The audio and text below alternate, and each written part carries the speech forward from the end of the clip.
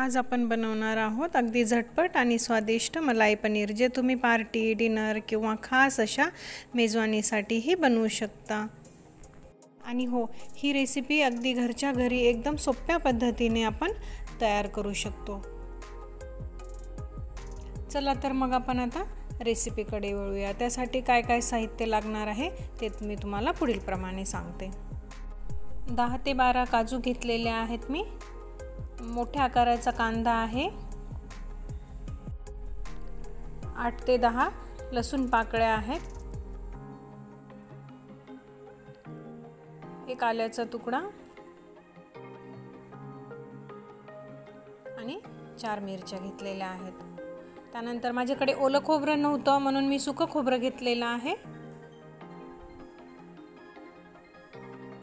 आणि ह्या टरबूजाची बिया आहेत, 1-1.5 चमचा आहेत त्या। आणि भरपूर अशी कोथिंबीर घेतलेली आहे। आणि त्यानंतर एक मोठ्या साईजचा टोमॅटो घेतलेला आहे मी। आता आपण हे सर्व मिक्सर मध्ये फिरवून घेऊया। ही वेलची पण आहे, मी दाखवायचं विसरली, 1 वेलची घेतलेली आहे। सर्व साहित्य आपण मिक्सरच्या भांड्यामध्ये टाकून आपण फिरवून घेऊया। बारीक पेस्ट करायची आहे आपल्याला। अगोदर हे सर्व साहित्य काढायचं आणि त्याच्यानंतर मग आपण टोमॅटो टाकून घेऊया। टोमॅटो टाकून परत एकदा आपण बारीक पेस्ट तयार करून घ्यायची आहे। पेस्ट तयार झाल्याच्या नंतर कढई ठेवून कढईमध्ये तेल टाकून घेऊ 2 ते 3 चमचे। आणि तेल गरम झाल्याच्या नंतर आपण जी पेस्ट बनवलेली आहे ती त्यामध्ये ओतून घ्यायची आहे। गॅस मीडियम ठेवा। फुल केल्याच्या नंतर करपतं, त्यामुळे थोडा वेळ गॅस मीडियम ठेवायचा आहे।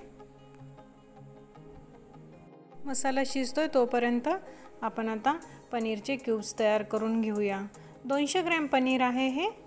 तुम्हाला ज्याप्रमाणे छोटे मोठे जसे आवडतील त्याप्रमाणे कट करून घ्या। मी मीडियम केलेले आहे, अगदी मोठे पण नाही आणि छोटे पण नाही, अशा पद्धतीने बनवलेले आहेत।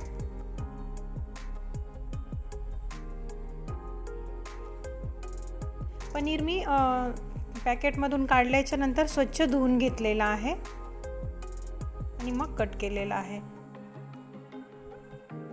हे बघा, आता असा कलर किती सुंदर दिसतोय ना। मसाला परतल्याच्या नंतर त्यामध्ये आपण हळद, त्यानंतर लाल तिखट टाकलेलं आहे चवीप्रमाणे, 2 चमचे टाकलेला आहे मी। परतून घेऊया।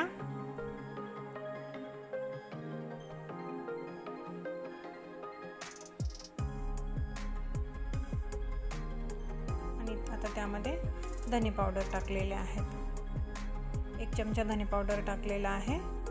आणि 1 ते 1.5 चमचा मी किचन किंग मसाला टाकलेला आहे। आणि त्यानंतर 1 चमचा कसुरी मेथी टाकलेली आहे, बारीक क्रश करून हातावर। थोडा वेळ परतून त्यामध्ये पाणी टाकून घेऊ। तुम्हाला जशी कन्सिस्टन्सी हवी त्याप्रमाणे पाणी टाकून घ्या। अगदी पातळ पण नका करू आणि घट्ट पण नका करू, घट्ट पण खाल्ल्या जात नाही आणि पातळही छान नाही लागत, मीडियम करायची आहे। वाव, कलर बघा किती सुंदर आलेला आहे ग्रेव्हीला, बघू शकता तुम्ही। आणि चवीला पण भाजी खूप मस्त झाली होती, एकदम भारी।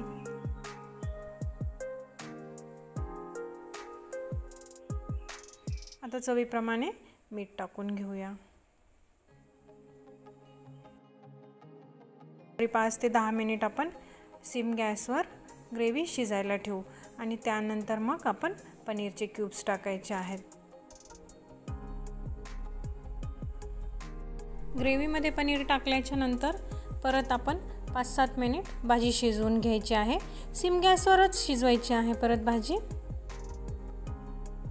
गॅस फुल नका करू, सिम गॅसवर शिजू द्या। आता आपण त्यामध्ये मलाई टाकून घेऊया। अर्धी वाटी मलाई आहे, ही घरचीच आहे मलाई।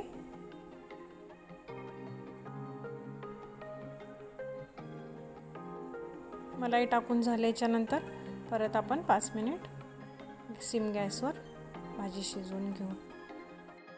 व्हिडिओ स्किप न करता पूर्ण पाहत जा। आपली रेसिपी आवडली का ते मला कमेंटमध्ये नक्की सांगा। आणि खरंच सांगते, खूप मस्त झालेली होती भाजी। एकदा करून बघा आवडली असेल तर। व्हिडिओला लाईक, शेअर आणि आपल्या चॅनलला सबस्क्राईब करायला विसरू नका। बाय।